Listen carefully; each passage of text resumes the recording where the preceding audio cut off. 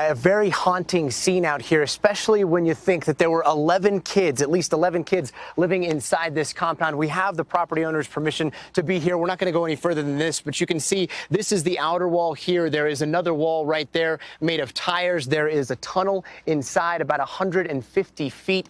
On the outskirts of this, there is a makeshift shooting range, and this is where authorities think children were being trained how to commit school shootings. In this makeshift compound in rural New Mexico, investigators not only found appalling conditions, but according to prosecutors, they may have uncovered a sinister plot. 11 emaciated children, ages 1 through 15, were discovered along with an arsenal of high-powered firearms. In court filings, the district attorney says some of the kids were being trained with assault rifles in preparation for future school shootings. That information, the documents say, comes from one of the children now in foster care. There was a shooting range built on the west side of the property.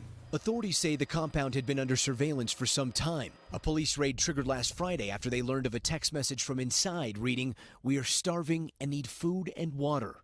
Authorities had initially been searching for Gadi, a child with severe medical problems, allegedly abducted from Georgia by his father, Siraj Wahaj. The boy's distraught mother reportedly posting this plea for help on Facebook 7 months ago.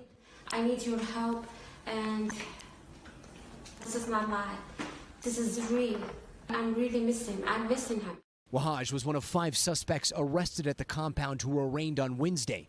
He entered no plea during an initial hearing. The remains of a young child were also discovered at the compound in addition to the 11 starving children.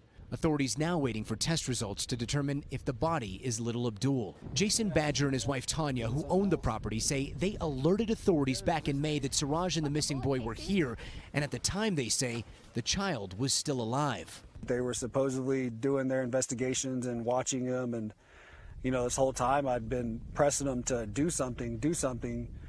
Siraj is there, that little boy is there, and they weren't doing nothing. Police say the FBI had been surveilling the property, but weren't able to get photos positively identifying Siraj Wahaj. There were photographs taken of children and others on the property. They were never identified as being those targets.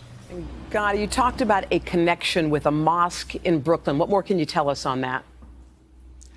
Well, it appears as though Siraj Wahaj was the son of a prominent imam in the Brooklyn area. In fact, that imam's mosque has been linked to radicals in the past, and that imam was actually indirectly linked to the 1993 terrorist attack on the World Trade Center. However, there is no evidence, no indication that he had anything to do with what was going on at this compound here in New Mexico. In fact, that imam was helping try to find his grandson when all of this happened.